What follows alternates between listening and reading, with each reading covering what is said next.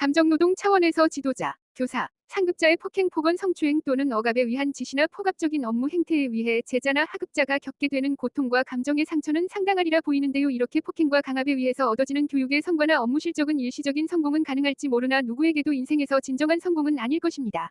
오늘은 이런 상황에서 어쩔 수 없이 감정의 상처를 받아서 고통을 받게 된 경우 어떻게 대처해야 할지 말씀드려볼까 합니다.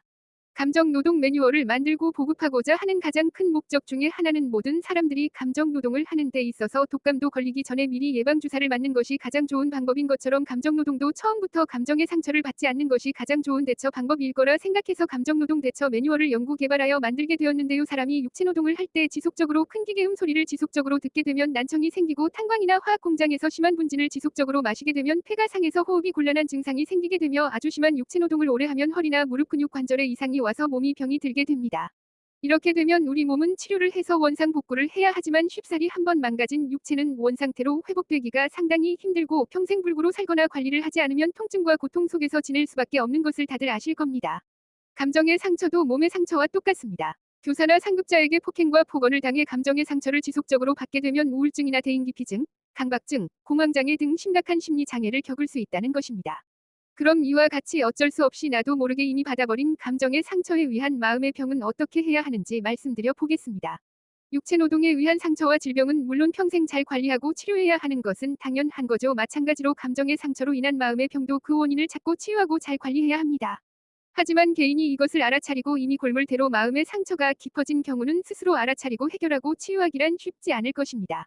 그래도 스스로 어렵고 힘들지만 상처의 원인을 찾고 해결하려는 노력을 하여야 합니다. 그렇지 않으면 감정의 상처는 없어지지 않고 더욱더 마음의 병으로 심해질 수 있기 때문입니다.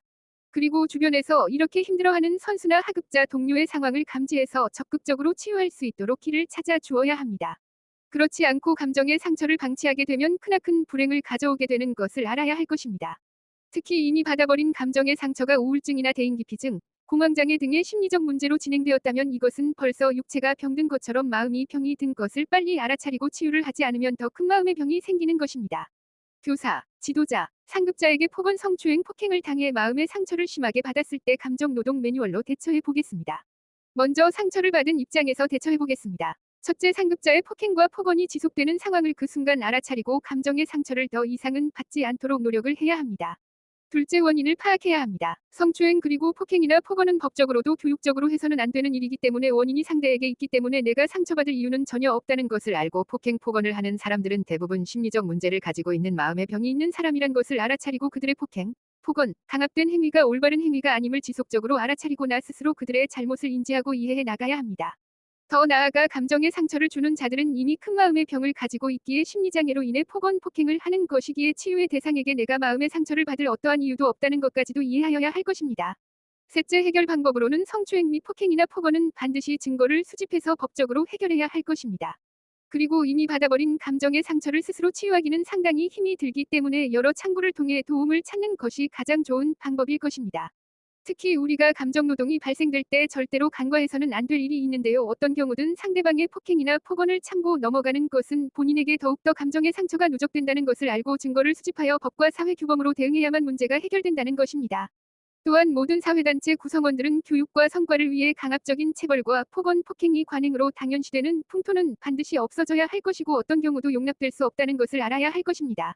다음은 상처를 준 사람의 입장에서 대처해보겠습니다. 첫째, 성과를 위해서 폭언과 폭행을 써서 결과를 얻겠다는 생각이 잘못됐다는 생각을 가지고 내가 폭행을 할 때 순간 이것이 한 인간의 감정을 파괴할 수 있고 더 나아가 범죄란 걸 인식하고 순간 알아차리고 폭행과 폭언, 억압을 멈춰야 합니다. 둘째, 원인을 찾아보면 성과를 내기 위한 방법으로 폭행과 폭언, 강압이 이전부터 선배에게 내려온 관례라고 원인을 본인에게 회피하는 수단으로 삼아선 안 되고 지금 잘못된 관행이고 폭행, 억압이 바로 범죄라면 어떤 이유에서건 모든 책임은 폭행을 행한 본인에게 있음을 자각해야 합니다. 셋째, 해결 방법으로는 본인의 잘못된 점을 알아차리고 즉시 폭행과 폭언의 억압 행위를 멈추고 진심으로 상대에게 잘못을 반성하고 잘못된 점을 원상복구하려는 노력과 더불어 책임을 지는 모든 행동을 취해야 할 것입니다. 관행이라고 회피하고 변명과 거짓말로 책임을 회피한다면 차후 더 크나큰 불행으로 본인을 옥죄어 올 것임을 알고 최선을 다해 사죄하고 반성하는 태도를 보여야 할 것입니다. 결론적으로 이미 받아버린 심한 감정의 상처는 개인이 스스로 회복하기란 참으로 어렵기 때문에 주변의 도움을 찾고 또한 주변 지인들은 이러한 상황에 처한 동료나 지인을 빨리 알아차리고 치유할 수 있는 길을 찾아 주어야 한다는 것입니다. 왜냐하면 암이나 코로나 같은 질병도 완벽히 치료할 수 있는 의학의 기술이 없듯이 이미 받아버린 감정의 상처로 인해 병든 마음의 상처도 완벽히 치유하기란 상당히 힘들다는 것입니다. 감정과 인간의 습관을 직접 몸으로 연구, 실험하고 현장에서 지금도 부딪히면서 연구해본 경험으로 보면 이미 받아버린 감정의 상처로 인한 마음의 병은 육체의 병처럼 이미 암덩어리처럼 변형되어 있기에 전문가가 아닌 일반인 스스로 마음의 병을 치유하기란 매우 힘들다는 것을 말씀드리는 겁니다. 그러므로 가장 중요한 것은 지도자나 상급자가 성공을 가장하여 인권을 침해하거나 폭행으로 하급자를 대할 때 그 순간 알아차리고 공식적인 창구를 통해서 법적인 것은 반드시 법적으로 대응해야 하며 이미 받은 감정의 상처의 원인이 본인에게 없다는 것을 이해하고 받은 감정의 상처는 원초적으로 받을 이유도 받을 필요도 없다는 것까지 알고 이해를 하여야 합니다. 그리고 본인 스스로 이러한 힘든 상황을 헤쳐나가지 못하는 경우에는 주변의 지인의 손길이 반드시 필요하다는 것입니다. 이것이 정말 중요한데요. 이미 감정의 상처로 심리가 병이 들면 혼자 힘으로 감정의 상처를 치유하기 매우 힘들기 때문에 이때 가족의 사랑과 관심이 절대적으로 중요하다는 것을 말씀드리는 겁니다. 가족의 사랑이나 지인의 사랑의 힘이 치유로 다가가면 감정의 상처가 잘 치유될 수 있는 것을 경험하고 체험했기 때문에 이 방법이 가장 좋은 치유 방법이란 걸 알려드리고 싶습니다. 전문적인 감정노동의 오랜 경험자가 아닌 이상 이미 받아버린 감정의 큰 상처로 인한 마음의 병은 타인의 도움과 손길이 반드시 필요하다는 것을 알고 있어야 한다는 것입니다.